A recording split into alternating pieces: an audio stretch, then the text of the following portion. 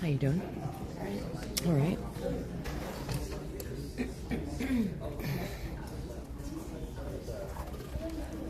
I like how they're kind of messing with us and doing this on Thursday. It's weird. Oh my gosh, Tara has her baby. The meeting. Just weird because it's on a Thursday. Used to Tuesdays.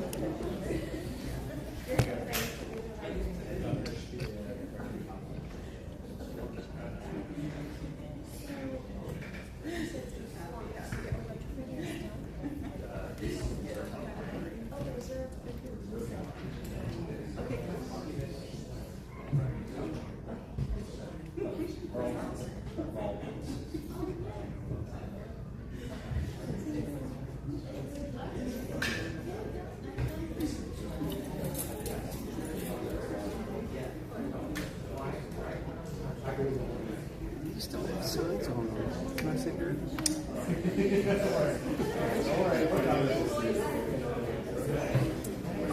Thank you very much.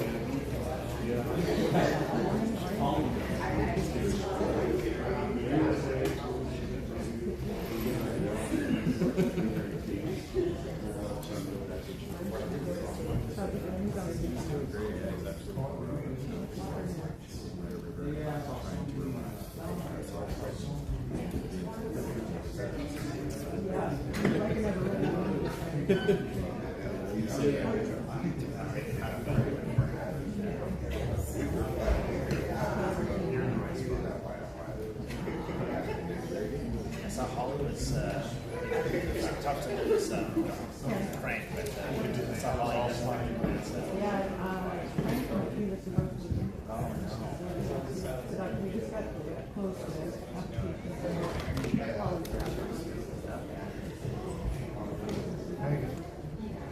that was a steal.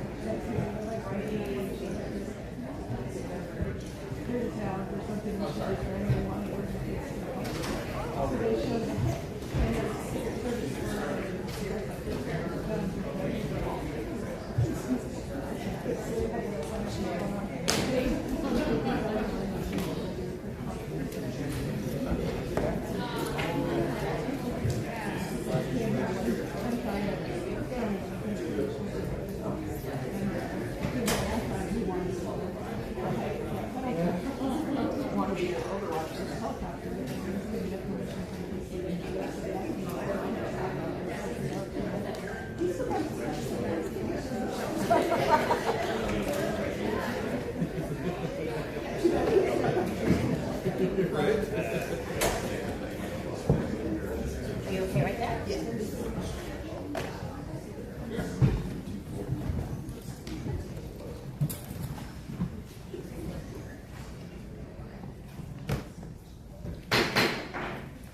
Good morning. I now call the June 25th, 2026 General Legislative Session, Flood Control District meeting, in-house support services, public authority meeting, redevelopment successor agency meeting, State County Fire District meeting, protection district meeting, and sanitation district meeting to order. Andrew, please call the roll for today's session. Thank you, Chair Lustberg. Supervisor Anderson. Here. Supervisor Desmond. Here. Chair Pro Tem Peter. Here. Vice Chair Montgomery Stepp. Here. And Chair Lustberg. Here. So before we begin this meeting, I'll take a moment to address and remind everyone of our house rules. Public engagement is the cornerstone of a transparent and accountable government. And these Board of Supervisors meetings are one of the primary venues where all citizens can make their voices heard. Our county is committed to a work environment free from unlawful discrimination and harassment, including sexual, racial, religious, age, disability, or any other forms of discrimination or harassment. Under the board's rules, speakers cannot use loud, shouting, threatening, impertinent slurs, profane, or abusive language to any member of the board, staff, or the general public. All remarks and questions must remain on topic during the duration of your speaking time, and must be addressed to the board and not the county staff. Any speaker who engages in comments that break the rules will be issued a warning. After the warning, you will be asked to leave the chambers for the remainder of the meeting. Finally, speakers threatening violence may be reported to law enforcement and will be remediated. This is a space for community engagement, deliberation, and progress, not for harassment, violence, and hate. We will now proceed with non-agenda public communication.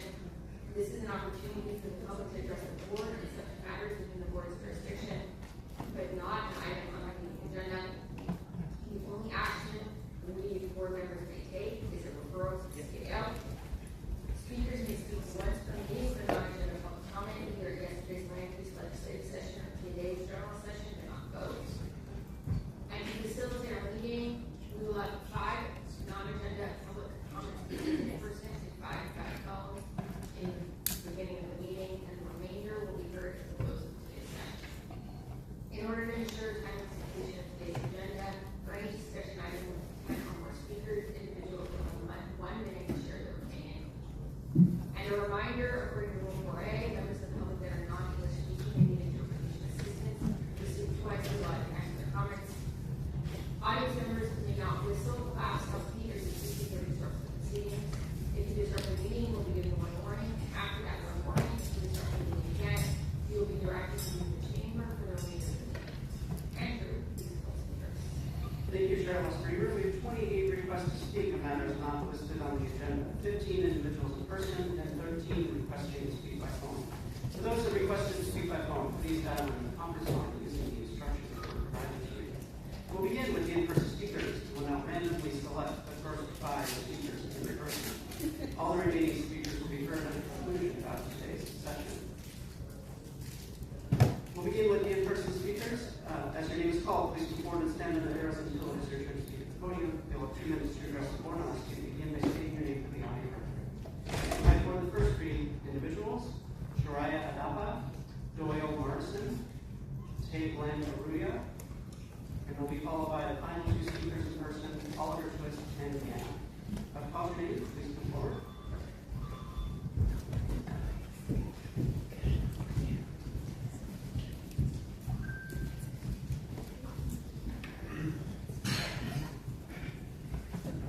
Good morning, members of the board. My name is Sharia Adapa, and I'm currently an intern at the Summer Youth Academy with Supervisor Monica Montgomery staff. And address potential littering and pollution concerns. Currently, California laws make littering punishable by fines up to $1,000. Yet enforcement is virtually non-existent. The burden of the cleanup falls entirely on the county, costing taxpayers millions in reactive spending rather than attempts to fix the problem. Research in social behavior demonstrates that visibly neglected environments send a signal that tells people littering is the norm. So I urge the board to explore community-centered solutions, particularly ones that engage the youth to participate in the cleanliness of their own neighborhoods. Thank you for your time and this opportunity. Thank you. Next speaker, please. Hello, my name is Taya Mandaria, and I'm with Supervisors of Government Steps, Southern Youth Academy. Thank you for your time today. I want to first acknowledge and appreciate the work this board has already been doing and programs currently in place to support people experiencing homelessness. I recognize and value those ongoing efforts. Homelessness is a serious issue in our community, and I'm here to urge continued investment in long-term solutions. That means strengthening services like mental health care, substance use treatment, job opportunities, and supportive services that help people regain stability. Prevention is also key. Rental assistance, crisis support, and outreach can help prevent homelessness before it starts. Homelessness is a community issue, and it requires continued community response. I urge and encourage continued support for the existing programs championed by the board while building on them to expand their impact. Thank you for your time today. Thank you. Next speaker.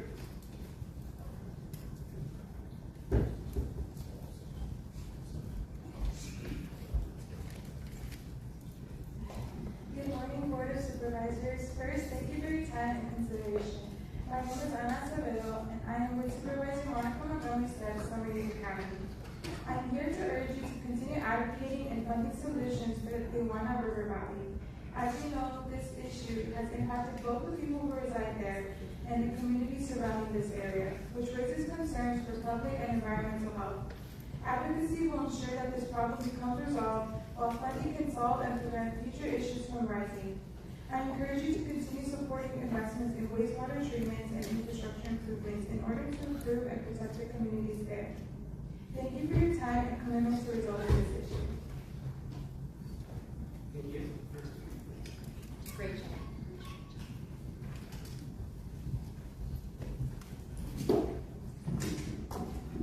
Good morning, Oliver Twist. First, I'm happy to see the young people developing their public speaking, so thank you for that program.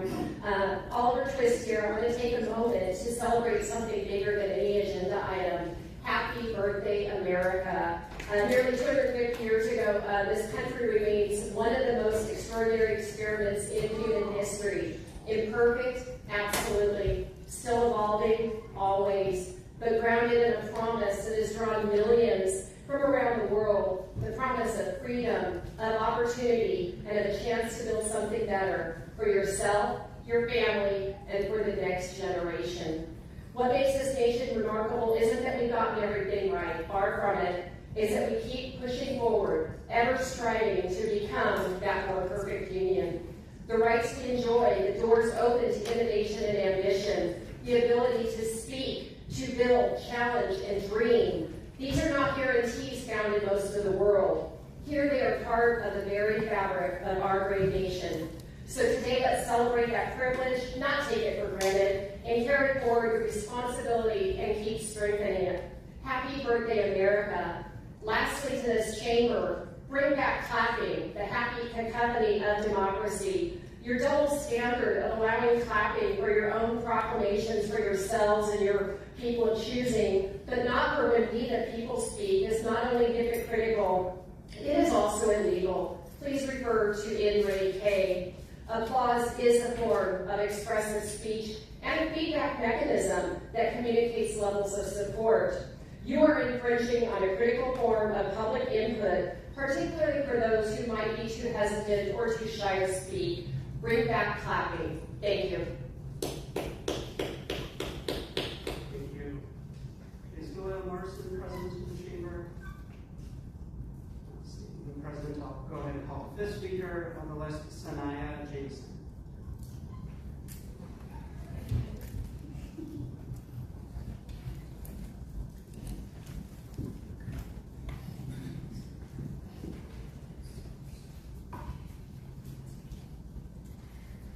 morning, Supervisors.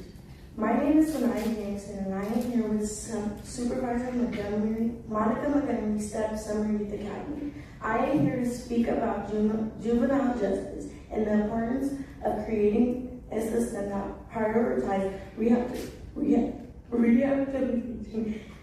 accountability, and opportunity. Investing in safe environments, mentorship, education, and support resources allows youth to grow, make positive changes, and contribute to stronger communications. Thank you for your time and consideration. Thank you. We'll now hear from the individuals that requested to speak. Once again, in accordance with the board's rules, we'll be hearing from the first callers. The remaining callers will be heard at the conclusion of today's session. When it is your turn to speak, you will be unmuted and you will hear a recording that will tell you to begin your comments. We will start with our first caller.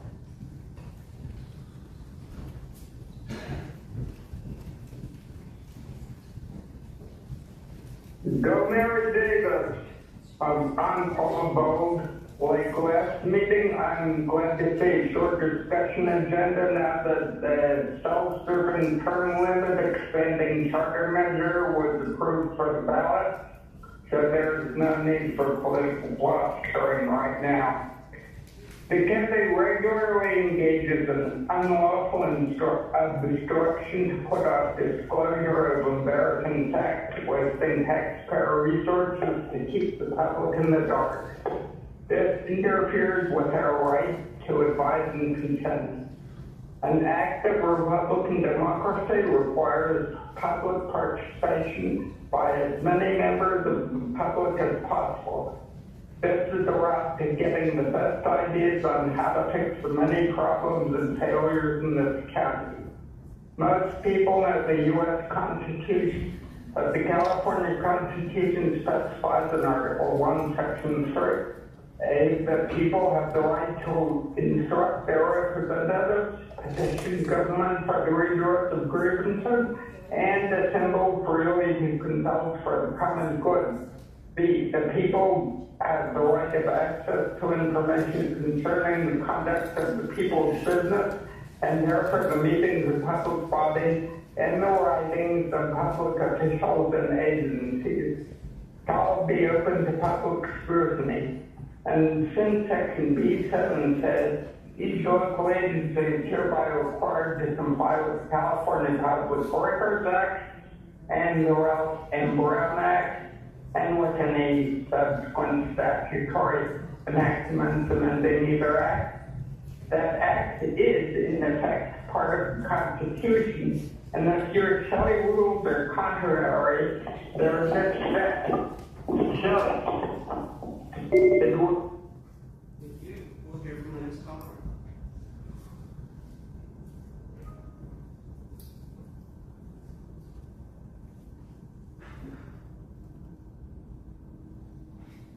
Consuelo here. The system is failing now more than ever. We have local county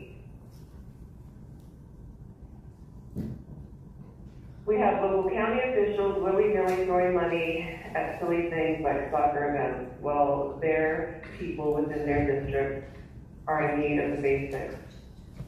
The system remains the same, although the only difference is that it's growing more corrupt and sloppy.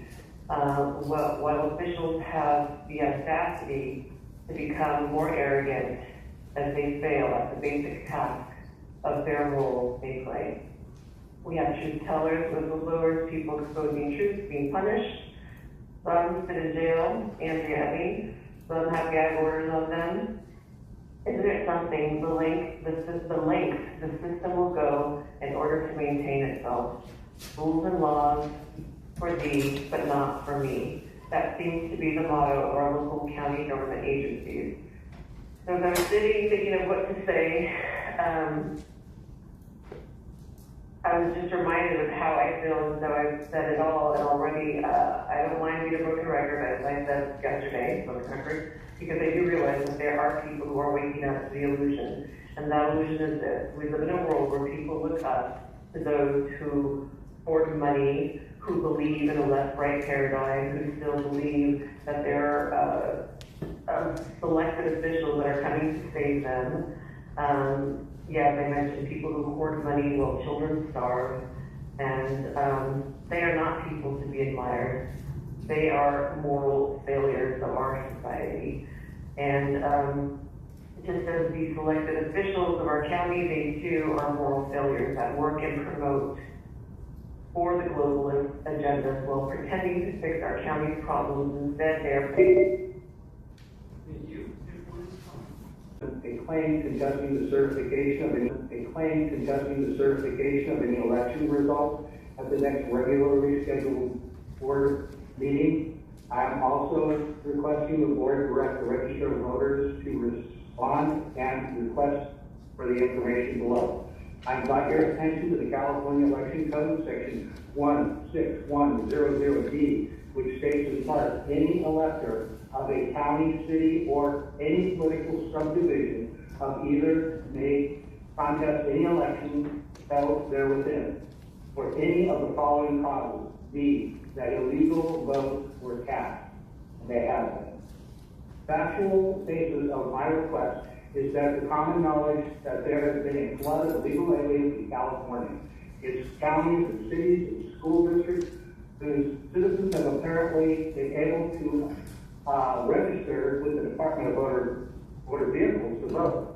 With registration of these non-citizens has been provided with voter registration and election ballots. It is also common knowledge that investigative reporters have discovered that some illegal non-citizens have in fact voted. Providing these non-citizen voter registrations and election ballots gives you the numbers of the board of supervisors and register of voters to set aside and deny certification due to the number of illegal voters as set forth in California Election Code 16100, specifically. Thank you. We'll hear from the next caller.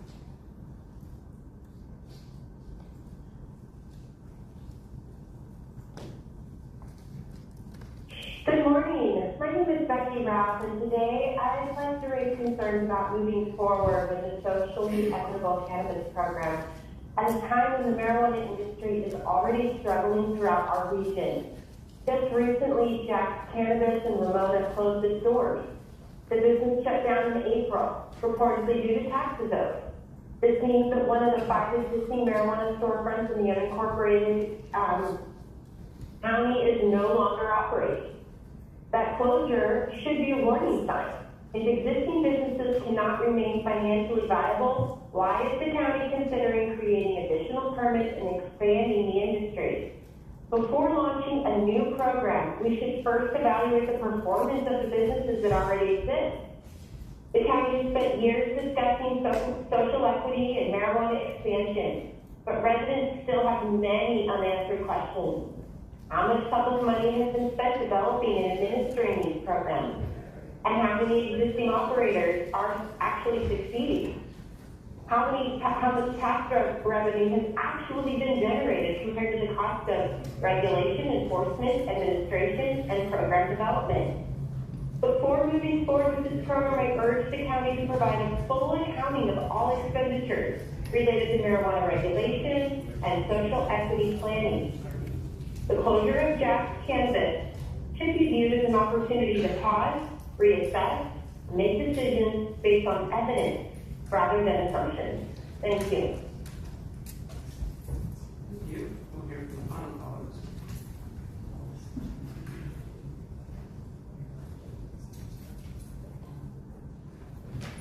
Good morning, Board of Supervisors, Ann Whittle here. I called in to also express my concern about the county's SECP, Socially Equitable Cannabis Program. We out here in the county unincorporated area have many questions. And personally, as a health educator and retired social worker, when I received this latest invite to attend a webinar on Monday, I worried again. It was entitled Health Problems from the Emissions of Cannabis Cultivation. The 3 presenters are well known in their fields. The webinar explored the often overlooked public health concern for the release of airborne toxins from cannabis cultivation and their potential impact on the surrounding communities. This goes beyond smell, which has also been a great concern within our unincorporated area, as we've had presentations from the county of Santa Barbara regarding the nuisance suits that they have to handle because of the horrible smell that cultivation creates in their county. And those lawsuits are ongoing. The three presenters are extremely well known within the medical community. One, Dr. Cohen, known to me as a certified pediatric pulmonologist. His specialty has always been respiratory infectious diseases, particularly as they apply to children, and he'll be our lead presenter, was our lead presenter. We have that second presenter was a well-known environmental attorney who supports EPA Clean Air Act rules and often appears before them. And he has participated here in California regarding cannabis cultivation. And third but not least, again well known here in California, as a doctorate of biochemistry whose work has always been in cell biology and virology. She's particularly concerned. Chair Osborne, that concludes public comment. Items not listed on the agenda. Again, any remaining speakers be heard at the conclusion of today's session. Okay, thank you very much. The next item on our agenda is approval of minutes and statements of proceedings for the Pleasantville District. Is that correct? We got today, yesterday? Okay. And this is for the meeting of June 9th and June 10th. The board is for the budget hearing on June 1st, and the minutes for the special meeting. The housing authority June 10th, and the services authority during 28th and June 9th, and the redevelopment successor agency. Is there a motion to approve all of these minutes? Okay, we have a motion from Vice Chair. Is there a second? We have a second from Supervisor Desmond. Andrew, please vote. Chair Osborne, that motion passes unanimously. All supervisors being present and voting. Okay, great. We now proceed to the formation of the consent agenda. So this is item 107, 3217, and in-house court services item 2. All items in the consent agenda are routine and will be acted upon as one motion. Individuals can comment on the consent agenda after supervisors vote any items they'd like to take into discussion or make any comments. Reading my colleagues are to any items for discussion or comments in the items on the consent agenda. Vice Chair, on the set. I want to make sure nothing to pull in our Okay, thank you very much. We have a motion from the floor from Vice Chair, Chairperson Andrews. Okay. Item 15. Supervisor Anderson? Okay, Supervisor Desmond? Thank you, Madam Chair. I just have a comment on item number 4. I'm registering no vote on item 4. I had previously voted against this. This is the creation of a Consumer Fairness Protection Unit within the County Council. The District Attorney's Office already handles consumer protection cases, and if consumer protection is a priority, we should hire more people in the DA staff, not create a duplicative department. So we're registering no vote on item 4. Okay, thank you very much.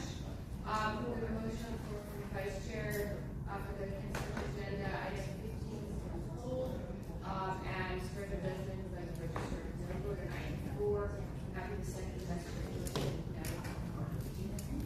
Thank you, Chair Lawson. Before we go to public comment, I would like to note for the record that agenda item 16 on the general legislative session consent agenda and item 2 on the in-home supportive services public authority consent agenda seeks approval of adjustments of the compensation for the Chief Administrative Officer, Clerk of the Board of Supervisors, Chief Probation Officer, and the in-home supportive services public authority, or IHSS Executive Director, pursuant to Governing Code Section 54953(3)A. Prior to taking final action, the legislative body shall orally report a summary of a recommendation for a final action on salaries, salary schedules, or compensation paid in the form of fringe benefits from local agency executives.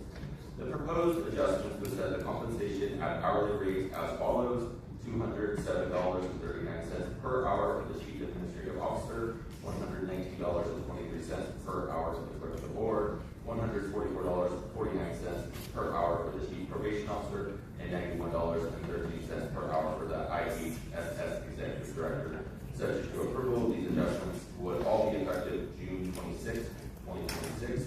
There were no other changes to the existing fringe benefits indicating applicable to these positions with that stated in the record. These items may remain on consent for approval. With that noted, we do have 15 total requests to speak on items on the consent agenda for individuals in person, 11 requests to speak by phone. As a reminder, item 15 was pulled from the consent agenda for discussion, so any individual that requested to speak on that item, please hold your comments until the board discusses that item. We will receive public comment on that item separately. For the phone callers, this is the time to call in to speak on the remaining items on the consent agenda. Please output the conference line now using the instructions that were provided to you. Go ahead and begin with our in-person speakers. As your name is called, please come forward and stand on the arrows until it is your turn to speak at the podium. You will then have 2 minutes to address the board. If you could please begin by stating your name for the record. Also, when speaking, please identify which consent agenda items you are speaking on. I'd like to invite forward the first 3 individuals, allegedly Audra, Natalie Rash, and Marco Espinosa.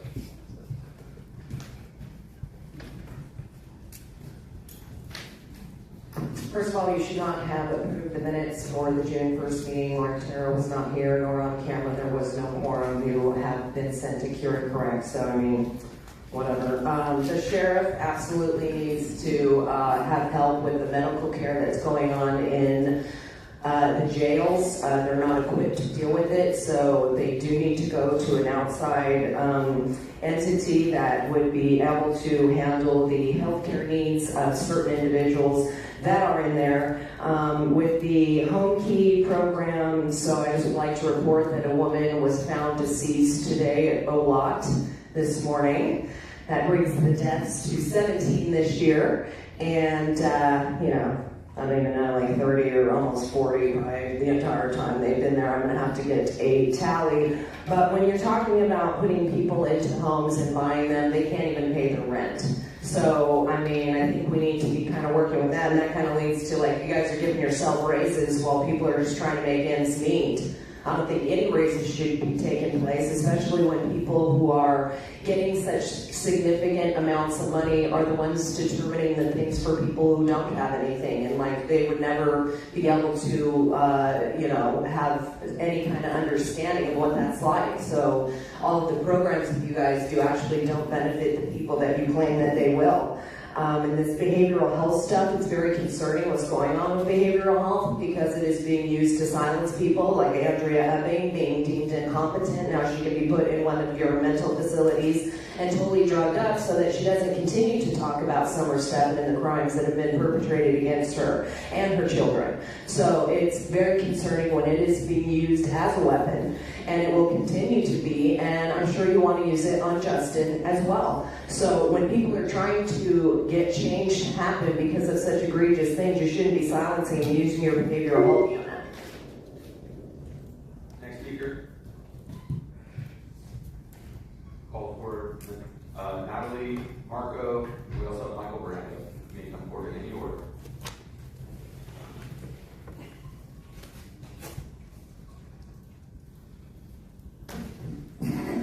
I'm speaking to number 16 about the raises, and this is in reference to a performance evaluation.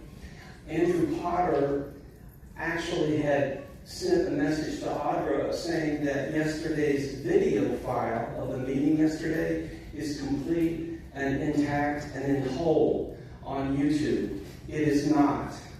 That means that Andrew did not initially review Audra's request.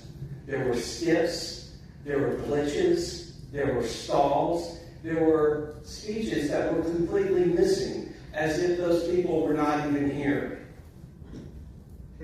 Therefore, I don't think someone who's saying something is okay and then finding out that it's actually not, based on us doing the work, should get a raise. I also don't think that the CAO should get a raise either. We're talking about hundreds of thousands of dollars. That seat, the CAO, has been embroiled in controversy.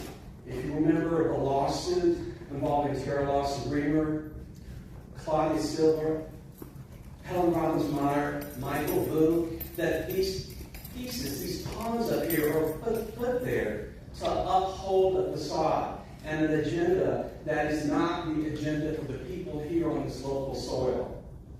So if anything, raises should not be given. Salary reductions are in order.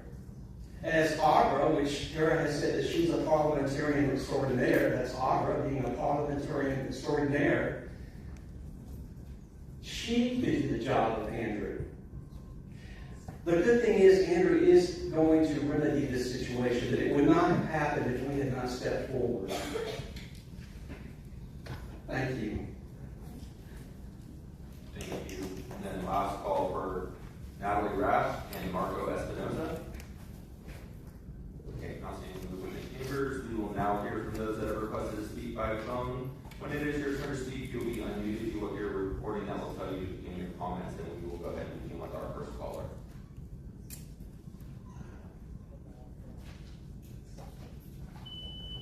Paul LeBeau, our raises, limit them to $20 an hour. See how the lower incomes, the kitchen workers live?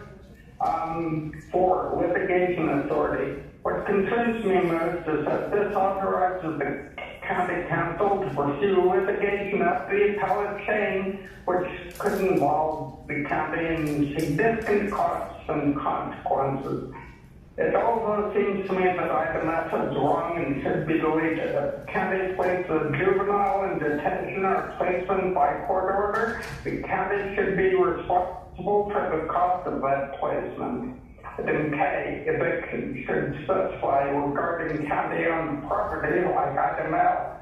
Item N opens the door to unnecessary litigation. I agree with Jim that you shouldn't open up a new department either. This is not a dictatorship, and the decision whether or not to initiate litigation affects the entire county, and ultimately may involve every one of us in the consequences. The decision therefore needs to be a joint decision, like a vote. The board should not be abdicating its authority. The rest looks okay. 3, LDS guidelines. I'm glad that the first guideline reads involuntary detention under the LDS Act constitutes a significant deprivation of civil liberties, etc., etc. It is important for many people in government, no names mentioned, to realize that they can't put someone away just because they don't agree with whatever they say, which is kind of like the Independence Day party where people have to sign on to whatever the county. Thank you. Your time is up. We'll go ahead and go to our next speaker.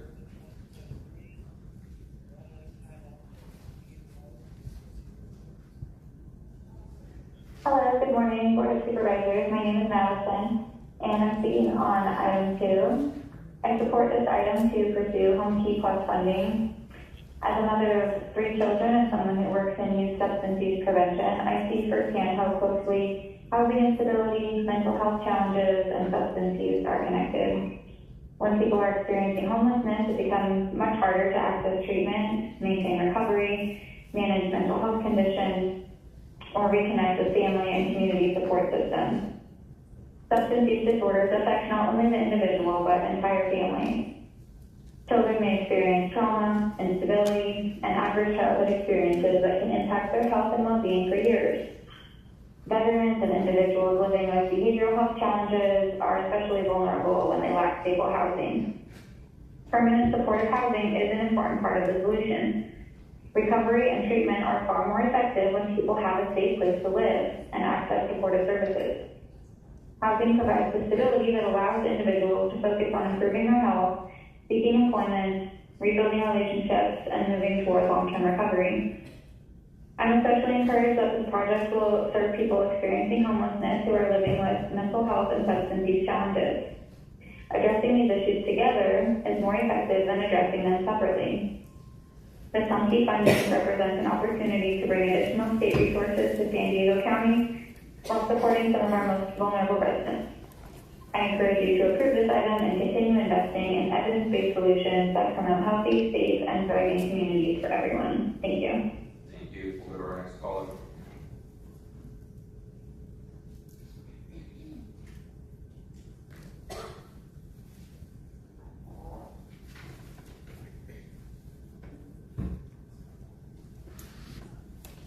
Our next caller. Caller here. Thank you. Okay, some more raises for the out of touch who are calling the shots for the ones barely surviving. Gosh, it's such a curse being awake and paying attention. They have to pull you all out. As far as the home key program, I mean, that's going to be funded until it is proven to work, just like the Project 25. I believe that was the name of that program, where it was a 100% success rate, and then it would be funded because it worked. Not the grid. Nobody was benefiting from these people because they were self-sufficient and they were they weren't in need of government assistance. So, I mean, all these items is just, but the one that really makes my blood boil is the raises. Like, seriously, the audacity, the arrogance of you all. And because nobody's paying attention. That's the bottom line, nobody's paying attention. So out of touch, wow, imagine if all the new mothers got to bring their babies to work. Mothers that chose to keep their babies because they weren't pressured by society to kill them. Yeah, it must be nice, right, Kara? Ugh, makes me sick. I don't even care if there's a baby on your chest, truly. So sad. You are the worst of the worst, girls, when I'm saying it in front of your kids. Done.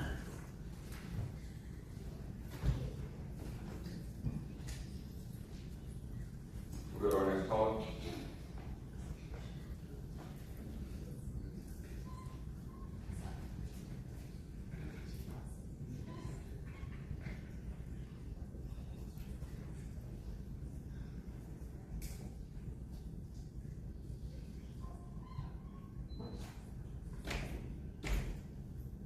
Next caller is Terry. Your phone might be muted.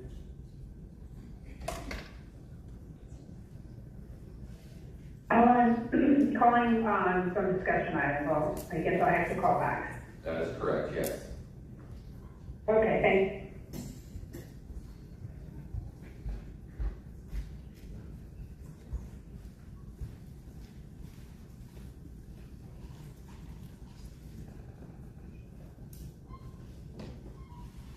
Good morning. My name is Becky Rapp, and I'd like to speak to items number 1 and 3. I support efforts to ensure that individuals experiencing a mental health crisis receive timely, high-quality care, and that LPS designated facilities are held to strong standards of accountability. I do have one concern regarding recommendation number 2, which would allow future revisions to these guidelines to be made administratively without returning to the board for public discussion. As behavioral health policies continue to evolve, transparency and public input remain important, especially when changes may affect vulnerable individuals and their families. I would also encourage the county to consider a serious issue that is often missing from conversations about mental health treatment, and that's the role of marijuana use. Scientific information is released almost daily, linking high-potency marijuana use with increased risk of psychosis, schizophrenia, depression, suicidal ideation, and psychiatric hospitalization, particularly among adolescents and young adults. Many individuals entering crisis care today are struggling with substance use and mental health conditions, yet marijuana is often overlooked as a contributing factor. As the county updates its behavioral health policies and oversight systems, I encourage behavioral health services to collect and report data on substance use, including marijuana. Better data can help us better understand what is driving mental health crisis in our community and improve prevention efforts. Thank you. Thank you. We'll go to our next speaker.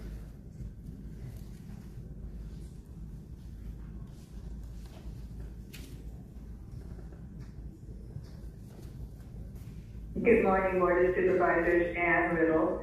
I called in to speak to item 3 and 16, which are revised use code, and IAO2.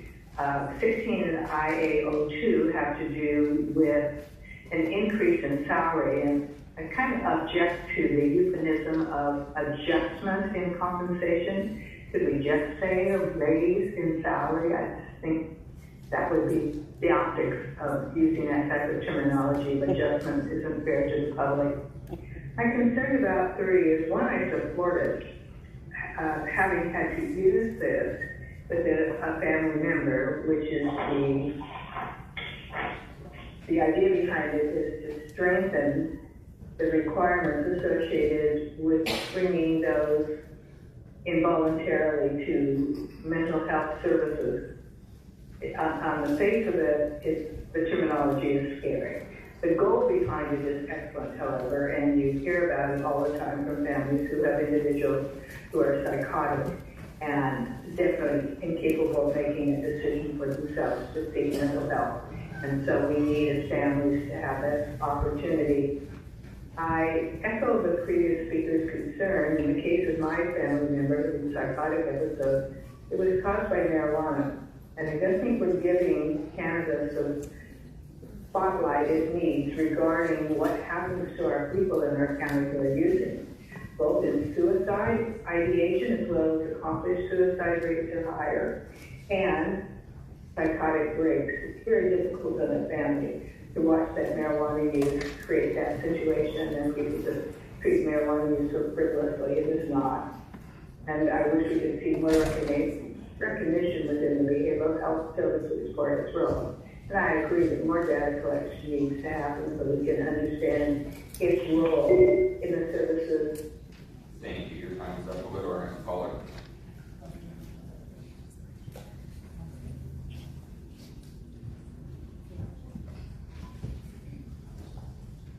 Hey, it's Truth Item 1, Medicaid for criminals transit to taxpayers funding health care for criminals. If only the death penalty was a thing again, the county could really save money. Item 2, the Home Key program is one of the biggest frauds in the state, and Wakeland is one of the biggest prosecutors' office of fraud. Yet another $20 million for the public-private fascist partnership to get rich quick using the taxpayers' dime.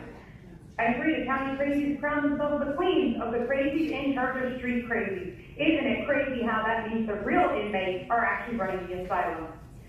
Item 4, Terra is all about stealing money via frivolous lawsuits using We the People's tax dollars.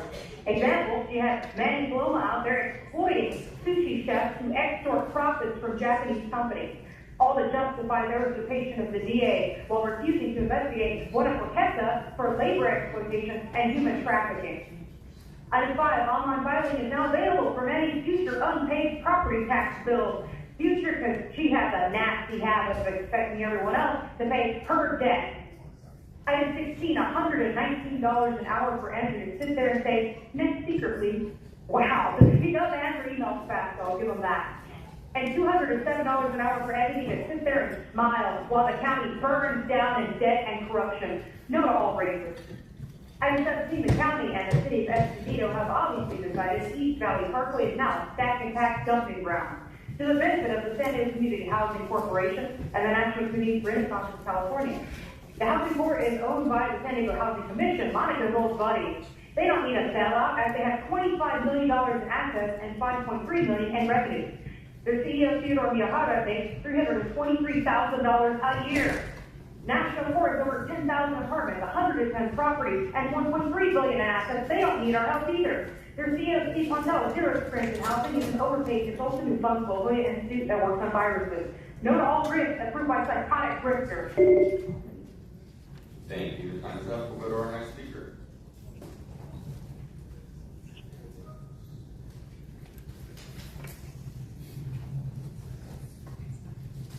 Hector, now, what a racket you guys got going on. That's kind of a racket. Hey, I want to comment on 127. Anybody associated with any of these programs, we need to check their legal status. The people that work there and the people that are giving money on the sewer plant down in Tijuana. While all those are on our side, all the people that breathe in that air,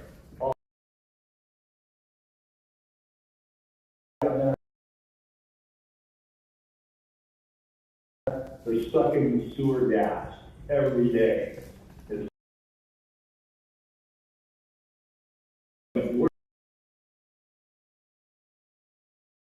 Where's the plan for the where's the plan? And then you gotta start getting the money or just doing it. Have the Mexicans down there build the thing. It's just like. Your time is up. We'll go to our next speaker.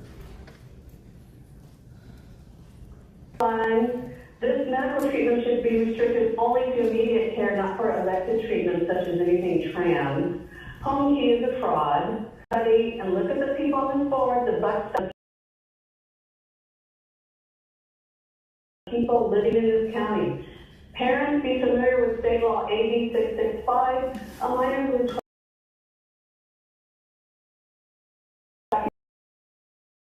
your awareness to mental health treatment counseling as an outpatient or in a residential facility without an exit clause. Number 16, salary adjustments. Don't know how anyone works for the county in good conscience. Oh yeah, money and benefits, not for the public good. 17, no, affordable housing is a lie. Let me just define what AI said. A ghetto is a section of the city where a minority group lives, usually due to social, legal, or economic pressure. The term originated in the 1500s, believe it or not, to describe a segregated area for Jewish people in Venice, Italy. But it has evolved over time to encompass several distinct historical and modern meanings.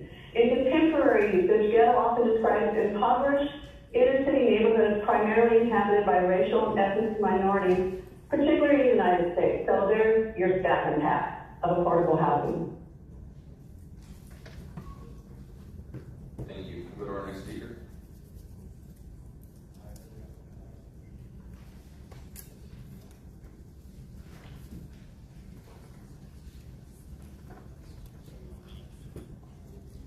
Good morning, Supervisors. John Brady with Lived Experience Advisors. I am calling to speak on the items related to housing and behavioral health and jail, given where we're headed in our economy. Now, as to behavioral health, and goes by the city of San Diego, as of December of this year, the only 9.5 of the entire public bathroom offerings in downtown, as well as a place to wash your personal items. And most critically, it is the only place that any homeless individual could go during the daytime and be unmolested by police or anyone during the day. We offer to operate the facility at expanded hours. Thank you.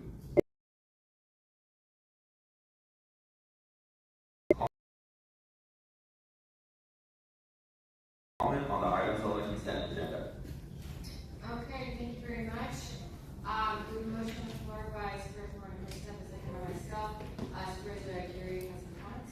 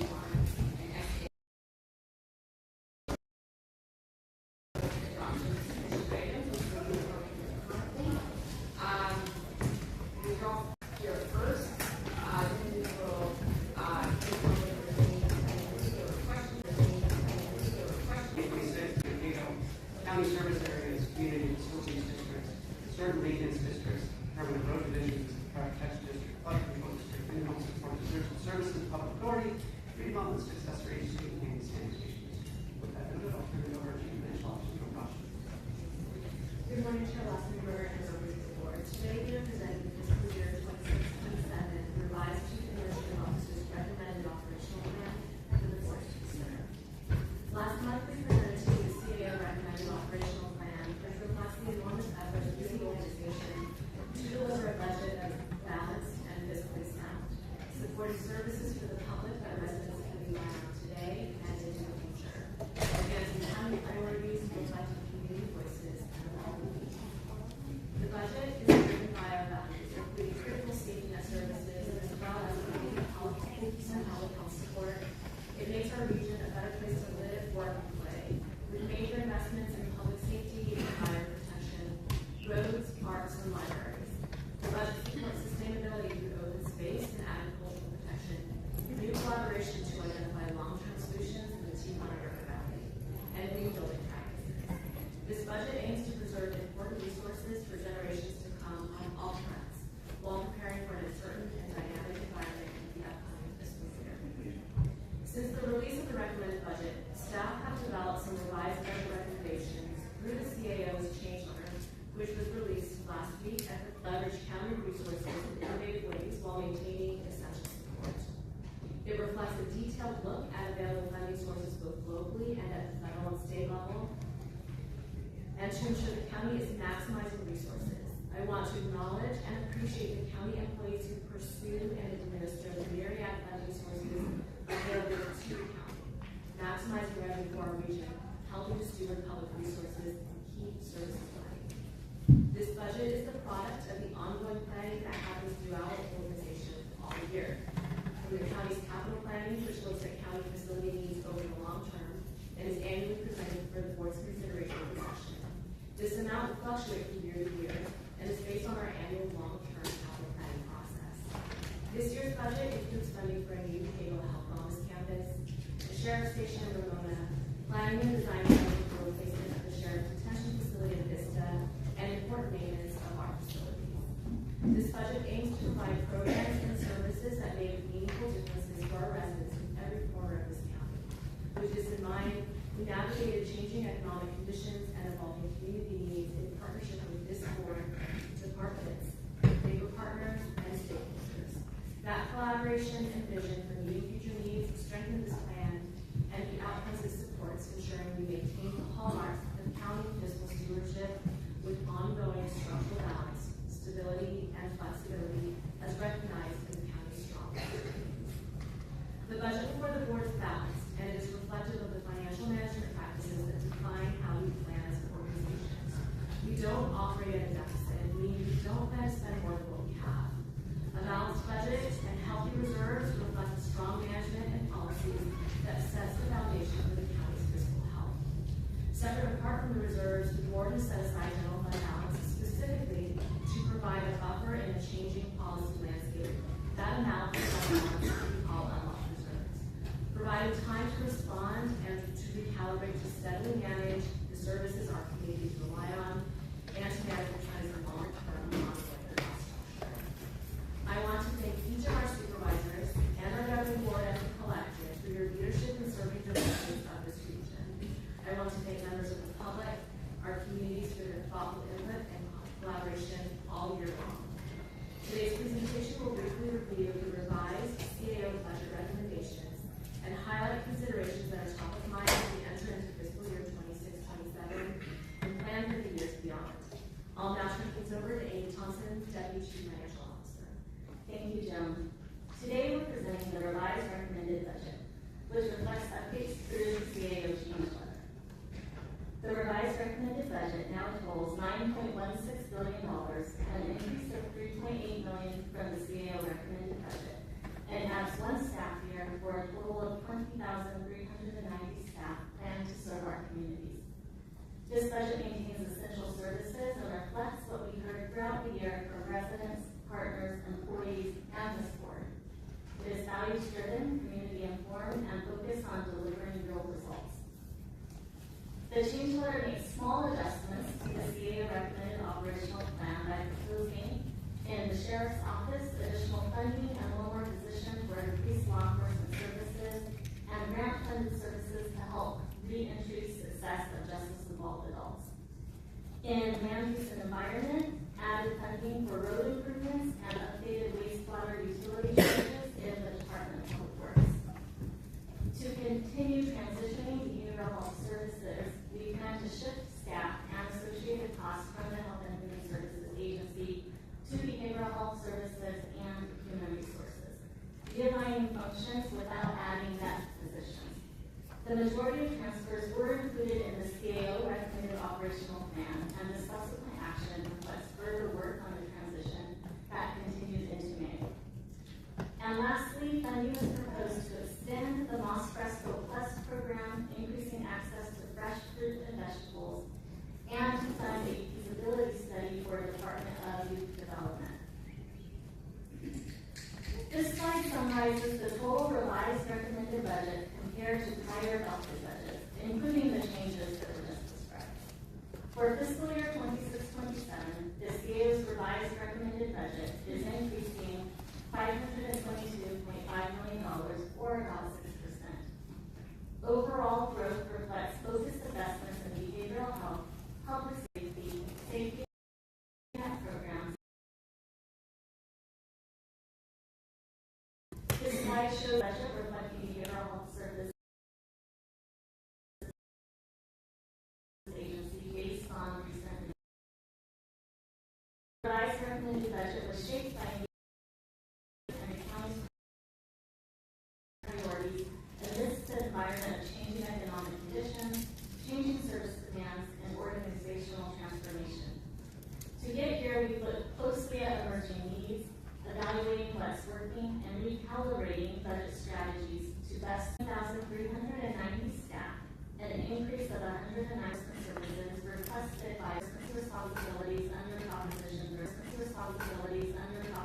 36. These increases were carefully balanced with reductions achieved through state and federal requirements by September 30th. We continuously monitor developments in Sacramento and Washington, D.C., and work closely with you so that significant policy changes are considered and built into development of the county budget through a robust long-term financial planning process. This includes anticipating and planning for capital projects, including the board's annual approval of the Capital Improvement Needs Assessment, or CINA, looking at essential needs. The county's fiscal stewardship and ongoing planning positions the county to take on new challenges, ensuring funds are available to help in emergencies while maintaining our core duties. Local economic conditions are always changing, requiring constant management and updating the financial planning and decision making. This annual recalibration in response to these important considerations forms the basis of our work on the budget. And of course, also significant is the feedback we hear from the community. Residents share feedback year-round and use it to shape budget priorities. During the budget development process, we reach residents in the ways they've told us works best for them through digital tools on Engage San Diego County, pop-ups at Woodwell centers, focus groups, community meetings, and public hearings. For the first time, we partnered with community-based organizations to lead focus groups in all 8 threshold languages, bringing in voices historically underrepresented in county processes. Clear, accessible communications supported all engagement efforts, including the budget website and county news center, inside social media, email, and more, ensuring residents have the necessary information to participate meaningfully. More than 2,400 participants provided more than 2,200 pieces of feedback on this budget, highlighting a range of community priorities, service needs, preferred investments, and communication and engagement preferences. A copy of comments on the budget from community members has been shared with the board for budget deliberations. Today's item asks the board to take several actions to finalize the fiscal year 26-27 budget. We're asking the board to approve the CAO's operational plan change letter and adopt the fiscal year 26-27 budget resolutions. We're also asking the board to authorize the carry forward of prior year encumbrances, which ensures funding remains in place for commitments that are still in progress.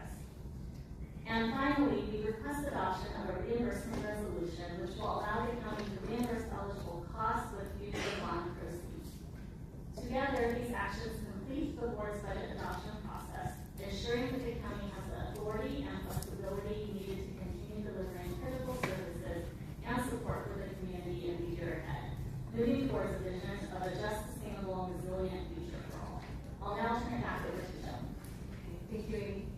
county team has taken a thoughtful, collaborative approach, working with the community and other stakeholders to prioritize urgent services, streamline operations, and propose solutions that are responsive to the needs of our region today, while ensuring financial stability and flexibility for the road ahead. This budget is the product of the hardworking members from the county team, including the program groups under the leadership of the general managers, department heads, and the many experts across our departments who generously share their knowledge of the services we provide and innovative ways to deliver them more effectively, including our mighty deputy CFOs and finance directors, department finance staff, and the Office of Financial Planning. We're also grateful for the partnership of elected officials who lead a dedicated workforce, including the assessor, clerk, district attorney, sheriff, and treasurer tax collectors. And at the heart of it all, we value the many community members, the people we serve, who make time to share their voices. Engagement throughout the year matters, and it is reflected in what is before the board today. We remain committed to working together to meet today's needs and build a stronger future for this region. Subject to your questions, this concludes the staff presentation. Thank you so much. Any quick questions for my colleagues before we go to public comment? Okay. Thank you, Chair Lawson. We have 56 requests to speak on these items, 43 in person and 13 requesting to speak by phone.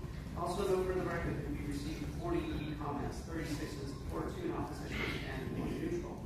For any individuals that requested to speak on the operational plan items, again, those are items 8 and 9 and the special district items, by phone, please dial the conference line based on the instructions that were provided to you. We'll begin with the in-person speakers. As your name is called, please come forward and stand on the arrows and still at the search and speak at the podium. Because there are 10 or more speakers on this item, you have 1 minute to address the board. And I'll ask you to please begin by stating your name for the audio record. I'll be calling you in groups of 3, so I'll ask you to please listen for your name. I'd like to invite forward the first 3 individuals: Nicole Lilly, Liliana, and Luis Guada. Call your name, please come forward.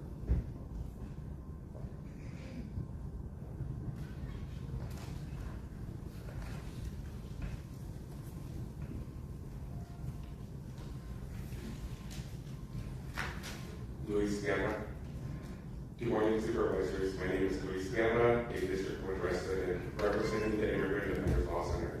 I'm here to urge you to approve the $13.2 million needed to fully fund the Immigrant Legal Defense Program. As one of the largest immigrant legal service providers in California, we've seen demand surge. In the past year alone, we've received over 3,500 calls, but could only represent 300 individuals. The need far exceeds our capacity. The legal support we provide is a lifeline. Our immigration system is complex and often unjust, with limited access to due process. No one should be separated from their family simply because they lack legal representation. ILPP ensures people have a fair chance to be heard, protected, and remain with their loved ones. We respectfully urge you to invest in ILPP. Thank you.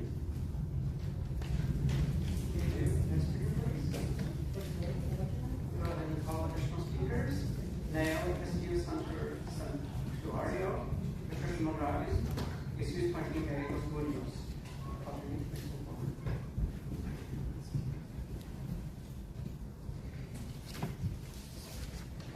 Hello, sorry. My name is Nicole Lilly. I'm the Executive Director of Our Time to Act. We're a youth-led 501c3 nonprofit organizing powerful youth for an inclusive, equitable, and sustainable future. I'm here today to urge this county to prioritize its people in this budget and follow the recommendations of the Community Budget Alliance. We are in a very difficult time in San Diego and across the country. People are being abandoned, our basic needs are not being met, and it is more critical in this budget cycle and in our local governments that our county and city show up for our people and make sure that we close the gaps in healthcare and in housing and in all of the services that are so essential to everyone's daily lives. So I strongly urge this body to adopt the recommendations of the Community Budget Alliance and also support the partnership for the advancement of New Americans asks as well. Thank you so much for your time. Good morning. My name is Nayeli Castillo Santuario, and I'm an office assistant at the Mighty Metro Family Resource Center here in downtown, which is sister offices with the Center City on 12th and Imperial. The new 100 human services specialists will greatly help our operations, but we also need more office assistants. In May of this year, we received over 800 walk-in applications, but we only had between 2 and 9 office assistants available at any time to register those applications. The walk-in applications combined with the online applications totaled over 3,200, with over 2,300 of those passing the initial screening and being referred for scheduling. This is not atypical. We receive thousands of applications each month, but we only have between 20 and 30 intake workers consistently available to conduct interviews. Having adequate staffing would reduce the stressful workloads of our OAs and HSSs, which would reduce the number of errors being made, which would reduce the extended wait times that some customers experience. Please help us help our community. Thank you. Thank you. Go ahead and call for additional speakers. Again, for calling, please come forward on item on the arrows. Vanessa Melendrez, Esme Quintero Cubiani, Grady O'Brien.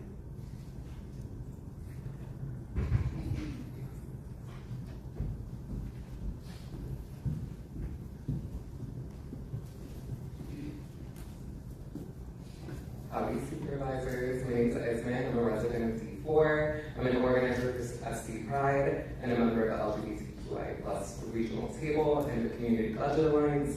I'm speaking in support of the adoption of the county budget that fills the gap of our federal government has left us. That specifically means supporting the inclusion of the DYD, the ILDP, and the Addiction Diversion Program.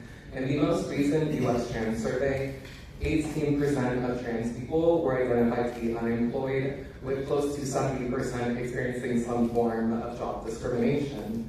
With that in mind, please fund the services that help not only prevent our eviction, but also maintain a sense of economic justice with trans people in mind.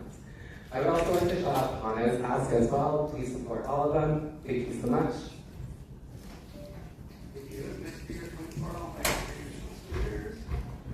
Ashley McCullough, Huxley Sundari, and Karina Pugh.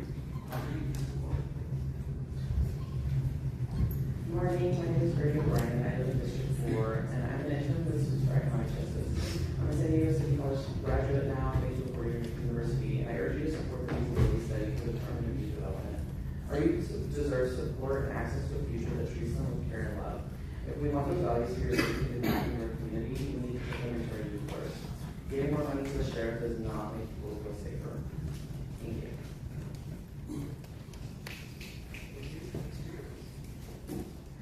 Good morning, Board of Supervisors. My name is Ashley McCullough. I live in District 4, and I'm a college student currently interning with the Center on Policy Initiatives.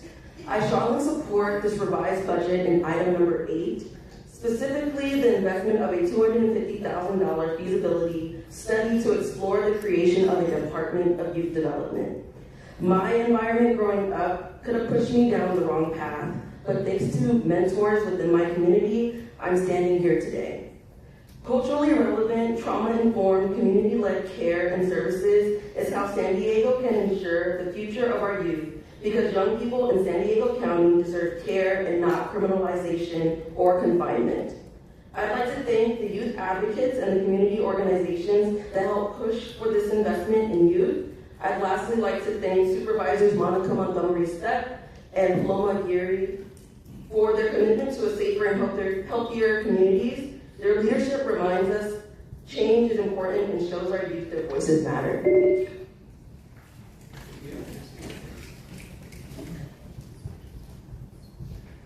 Good morning, Board of Supervisors. My name is Huxley Alexandre Sederi, and I live in District 1 in La Jolla. I am here with the Center on Policy Initiatives, and I'm accompanying the Community Budget Alliance.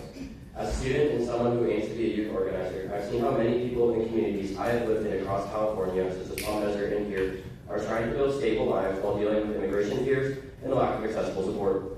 Such is why I urge you to approve the recommended budget, especially the Immigrant Legal Defense Program. As a key border city, it is our duty to welcome those seeking asylum, safety, and citizenship by meeting anyone where they are at in the legal process that comes with navigating a status here. The right to due process applies to every person in U.S. jurisdiction and requires an attorney to help those in the system, which is why I urge the county to expand funding $13 million to meet the high demand the service provides. I urge you to care for human beings looking to build upon the American dream we have sold the world for 250 years. Thank you. As the next speaker is coming forward, I'll invite you to bring additional speakers. And assessment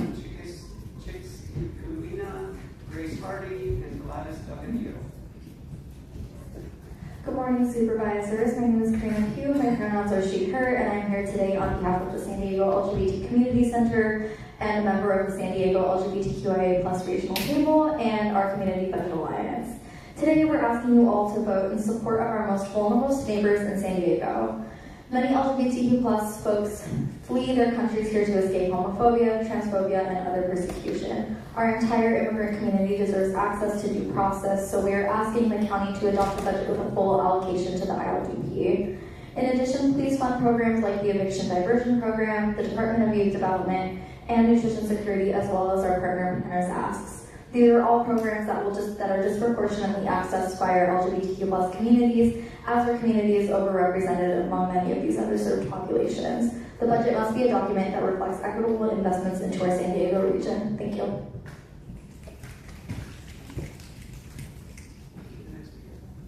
Hello, I'm Grace Hardy, an intern with Children First San Diego and a District 3 resident. I first want to thank you for supporting healthy development services and funding discussions, especially with tobacco settlement funds, and being open to learning more about the decline of prevention and early intervention services for kids in San Diego.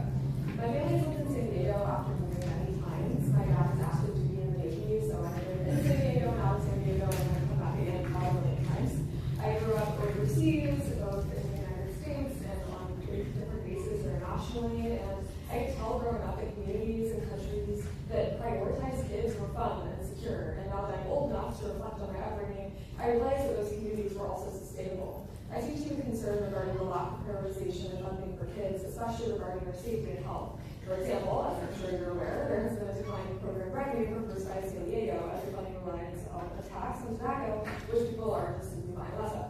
In 2016 and 2017, the operating budget for First Eyes San Diego was right under $43 billion, and the 2026 to 27 budget is right at $26 million. Not only is it 40% loss.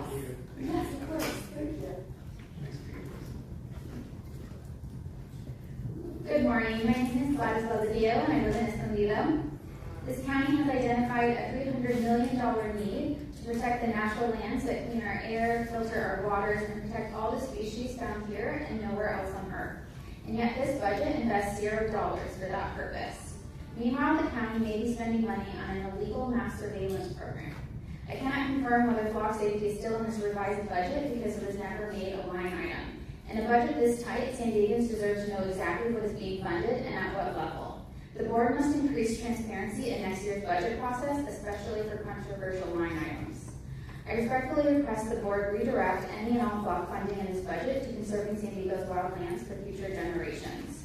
I also stand in solidarity with the request of the San Diego Community Budget Alliance, and I thank you for investments in nutrition security, healthcare, and the youth feasibility study. Please protect these communities. Thank you.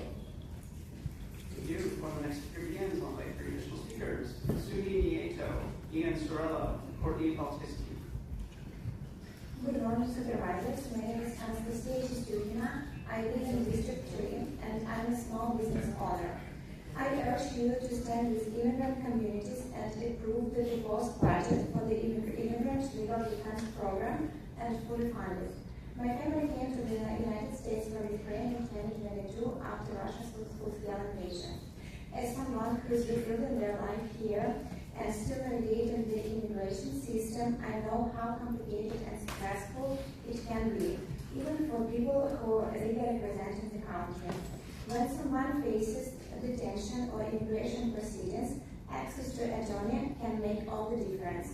No one should have to face complex legal system alone simply because they can't afford legal help. Immigrant Legal Defense Program helps protect due process and ensure that vulnerable people have access to legal representation when they need it most. I respectfully urge you to support the ILDP. Thank you. Good morning, my name is Sujei Nieto. I live in District 8, San Isidro. I am a SEIU Local 221 union member, which is part of the Community Budget Alliance. I've had the privilege to work for the County of San Diego Health and Human Services agencies under the Department of Self-Sufficiency Services for 4 years. My duties as a human service specialist is to provide services for those members of the community that are in dire need of assistance with basic necessities such as food and health care.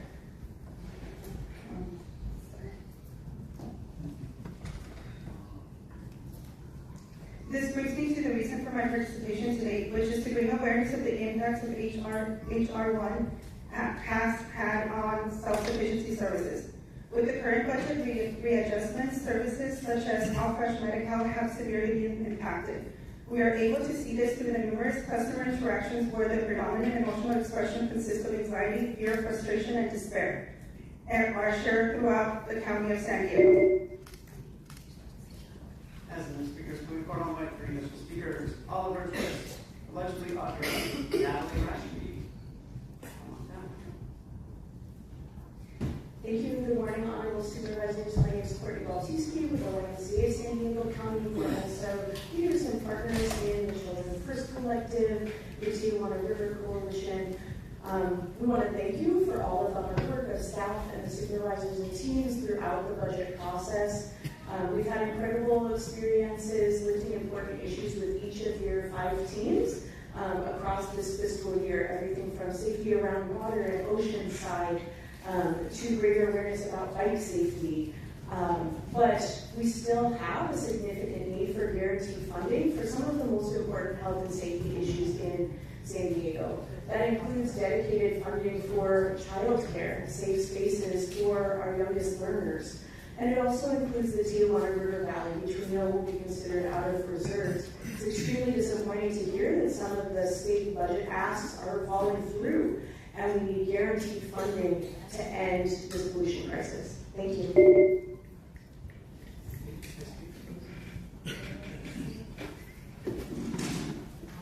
Hi, good morning. Oliver Twist, Canadian Area Data. Thank you for the report and for the emphasis on the balanced budget. However, what goes unsaid was the fact it's a services deficit. And I would actually like to see a chart that shows the things that you're aspiring to do where you're falling short instead of covering it up and acting like that there is not a gap there. So let's be honest about that. Also, I would like you to do whatever the city of San Diego's do, you do the opposite. Stop the progressive pipe dreams and puffery. We need to return to pragmatism, where we are focused on a Maslow hierarchy, that we are funding our needs and infrastructure first. In particular, the Vista detention facility is critical. What happened with the Lake Hodges Dam, when they put that off, it went from $275 million to now estimated $700 million. You are only going to get yourself in a further hole in the ground. Also, I'm here to advocate for the unincorporated areas. Start showing love to La Presa. They're a very underserved community. Thank you. Thank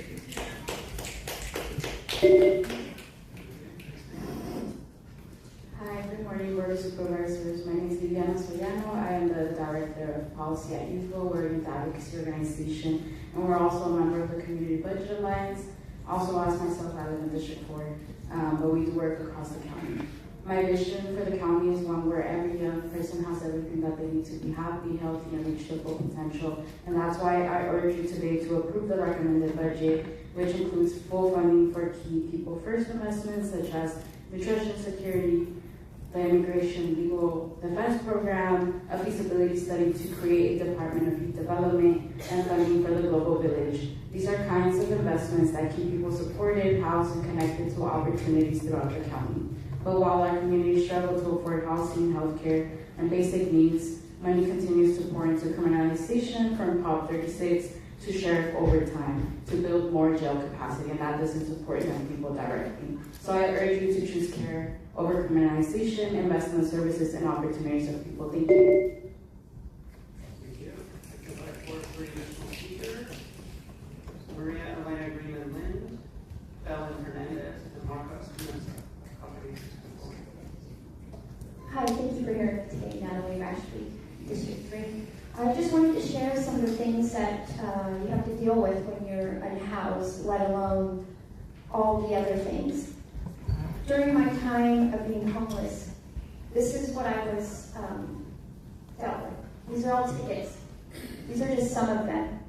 So add that on to working the 20 hours a week, trying to get sleep, dealing with life, and this. This is just some. These are tickets for being parked. You can get ticketed for so many things, and now we have to worry about how we're going to get food. I have an EHB that gets cut in November. I will be homeless again in November. 4 children. Thank you. Good morning, County Board of Supervisors. My name is Maria Elena Lynn, and it's an honor to be with all of you. I had a speech ready, but something that really caught my eye, and I would like for all of us to reflect on these three beautiful visions of San Diego County, of what San Diego County could look like. But what we do see is are two digital detention facilities that represent who our youth are currently right now.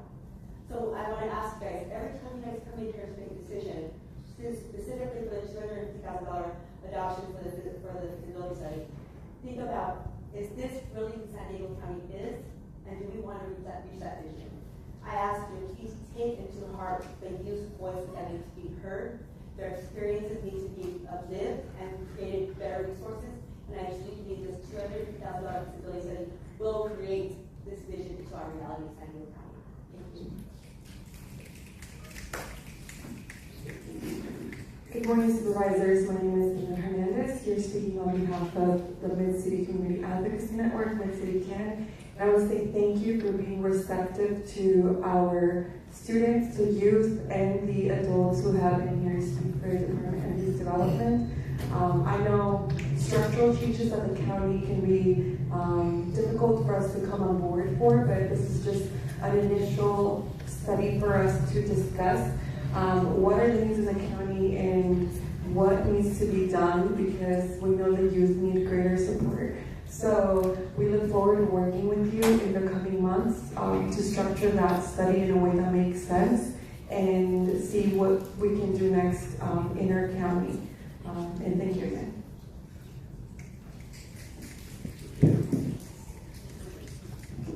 Good morning, Marcos Espinosa. I'm Chairman and Faith. Less than 30 seconds. Nice surprise. Yes, motion approved, and I'm glad to see the words of heard from earlier this year when about the feasibility study for the Child Development Department. It is communicated, so it's nice to see it. Thank you very much. Thank you. Next speakers coming forward, I'd like to introduce speakers. Jerry Hall, Caroline Karan, and Jesse Schmidt. $9+ billion, and you only get 1 minute to address the negligence that takes place. And I have significant concerns about you developing a youth development department. When I had firsthand witnessed the crimes against children that you guys are engaged in by ripping families apart and saying that children are adoptable. And so that's a reason to adopt them out, not to protect them, but because they're adoptable. It's a very lucrative business, and you're very much engaged in terminating parental rights. In fact, I know a handful of children, including Malika and Zaya Robinson, Omar, Gayani, Wayland. There are so many children that are set to lose their families, and this is the kind of stuff that you engage in.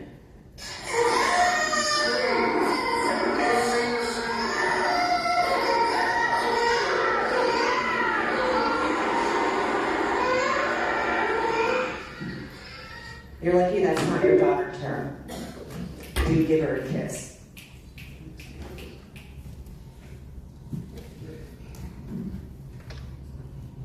Good morning, Supervisors, Chairman, and the community. I speak to urge you to consider how I'm sorry, my name is Jerry Hall, District 1. I'm glad you're spending the money to conduct the feasibility study for the Youth Development Department. Much like that department, though, there's opportunities to save tens and tens of millions, if not hundreds of millions, in our public safety system.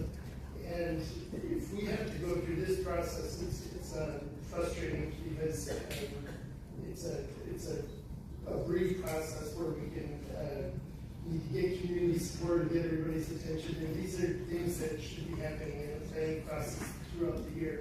So right now, our behavioral services, we put out a budget in April, and here we are 60 days later after all the community meetings, and the programs and services budget did not change by $1.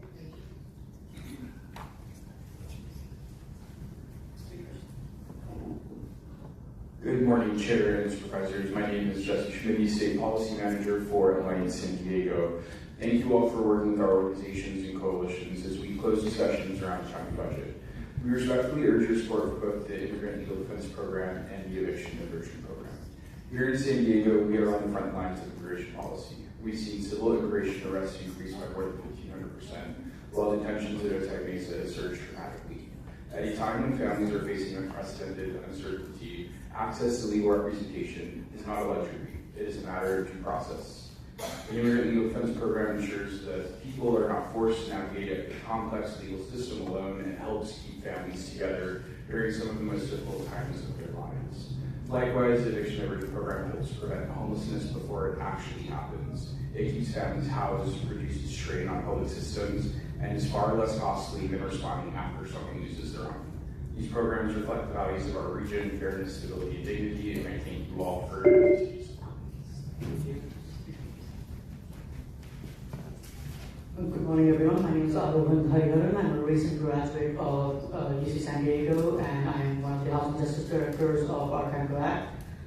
I'm here today to emphasize the need of support for community from the local government, and ask that the local government does what it can to help them with their most basic needs.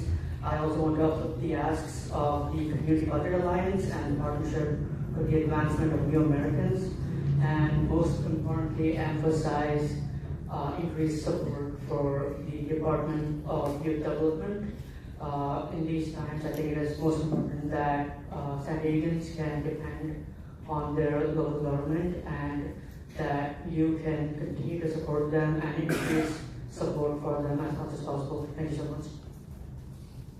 Thank you. This next speaker is being followed by 3 additional speakers. Casey Shirk, Karina Zavala, C.K. Calderon Vargas. Good morning. My name is Jesus Martin Gallegos Munoz. I'm a community organizing coordinator at the Chicano Federation and a member of the Community Budget Alliance. In representation of the Alliance, I'm here to highlight the messages our community has already mentioned. We need a budget that prioritizes youth, immigrant families, tenant protections, and environmental justice. We need a San Diego that truly protects our loved ones, and I please ask you to prioritize our community members. Fund tenant protection for immigrant families, fund ILDP, and start the process for the Department of Youth Development.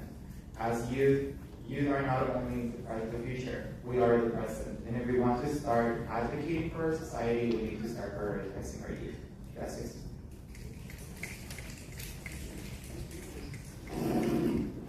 Hello, my name is Galina Zavala. I am 18 years old and I'm a part of Miss City CAD and Girls Incarceration. And I'm here to give my comment on why you guys should support UID. Like I said before, I have been formerly incarcerated and I was a dual status youth. And I'm here today to say that UID will be so helpful for our youth because no kids should be locked down and no kids should be in a facility. And another thing too is that this will help us do so much, not just one place in the county of San Diego, but all over the county of San Diego. Because we all know that our youth do need help. And we all know that we can't do this all by ourselves and we need this to happen. Thank you very much for this time. Thank you. Thank you. And all 3 additional speakers. Marco Fajardo, Alejandro Martinez, Fernanda Flores. Hello, good morning. My name is Casey. I am a human services specialist and I have been for 2 years, and I am a proud SCIU 221 member. Part of my job is providing community care through government programs such as CalFresh and Medi-Cal. For many of my clients, receiving these benefits is the difference between staying housed and living on the streets. I would like to iterate that to human services specialists, self-sufficiency services, HHSA, we are public safety too. HR 1 has had a pretty big impact across the board for these programs, from evaluating for time restrictions on CalFresh and evaluating the elderly and disabled property for Medi-Cal. Our process for providing these necessary structures of care timely has taken a hit. We acknowledge the county for trying to mitigate these impacts, and we want to stress the importance of adequate funding for human services specialists and OA positions. I would like to bring up at my facility, the National City Family Resource Center, we are currently down 12 positions, 12 HSS positions. We are having issues with the,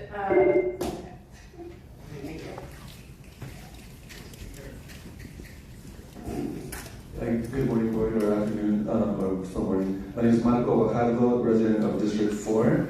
I'm an intern with Students for Economic Justice at the Center on Policy Initiatives. I'm here to urge the board to unanimously adopt the revised budget, specifically San Diego's juvenile organizations that have endorsed the film initiative. This is not the end merely that I take. This is not the end merely that I take. So thank you. So thank you so much for. The reason I myself was pushing so hard for this is because I was part of the system. I was affected by it. I feel that sending us straight into the cell doesn't solve what is wrong with us. It creates a cycle of trauma.